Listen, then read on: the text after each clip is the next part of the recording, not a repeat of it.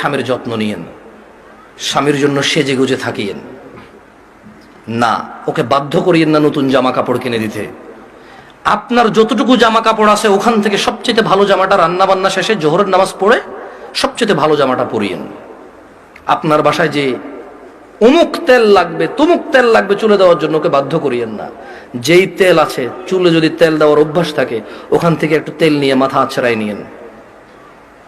আর আপনার উপস্থিত যে জামা কাপড় আছে ওখান থেকে ভালো জামাটা পরিয়েন। স্বামী যখন ঘরে ঢুকবে মুচকি হেসে ওকে সালাম দিয়ে রিসিভ করিয়েন। ও যদি সালাম দিয়ে ঢোকার জ্ঞান রাখে, যোগ্যতা রাখে, অতটুকু ইবাদত করার যদি ওর মন মানসিকতা থাকে তো থাকলো, আর নাহলে আপনি ওকে রিসিভ করেন হাসি মুখে। ও গোসলে যাওয়ার আগে গামছা লুঙ্গিটা টয়লেটে দিয়ে আসিয়েন।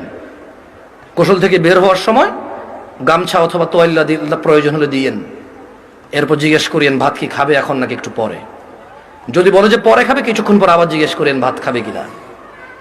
ও যদি পছন্দ করে যে ওর বাবা মা বোন এদের সাথে ভালো আচরণ করা, যদি ও পছন্দ করে আপনার পক্ষ থেকে, আপনি ওর বাবা মা বোন এদের সাথে ভালো আচরণ করিয়েন।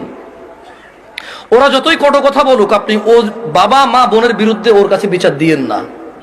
যদি ও পছন্দ না করে বিচার, একটু সহ্য করিয়েন। যখনই আপনাকে বিছানাটাকে যাবেন, কখনো রাগ করে বাপের বাড়ি চলে যাবেন এটা বলবেন না। ও যদি আপনাকে বলে এবার তো অনেকদিন হয়েছে যাও না, 2 একদিন ঘুরে আসো, সমস্যা নেই, তোমার বাবা মাও তো তোমাকে দেখে না অনেকদিন। আর বাপের বাড়িতে চলে গেলে 1-2 দিনের মাথায় বলিয়েন চলে আসবো নাকি। ও যদি বলে চলে আসো, তাহলে ও যাবে, অথবা আপনার বাবা এসে দিয়ে যাবে, আপনার ভাই এসে দিয়ে যাবে, অভিভাবকের মধ্যে কেউ একজন এসে দিয়ে যাবে আপনাকে। এটা আপনি খেয়াল রাখবেন। যদিও আপনার প্রতি রাগ করে, আপনি উল্টা রাগ করিয়েন না। আপনি একটু ইতস্ত হয়ে একটু নার্ভাস ফিল করিয়েন। আধা ঘন্টার মধ্যে যদি ও সরি না বলে, আপনি সরি বলে আবার ওর সাথে মিলিত হয়ে যান। আপনার স্বামী যদি বোকা মানুষ হয় তাহলেও ও আপনাকে আস্তে আস্তে পছন্দ করবে ইনশাআল্লাহ।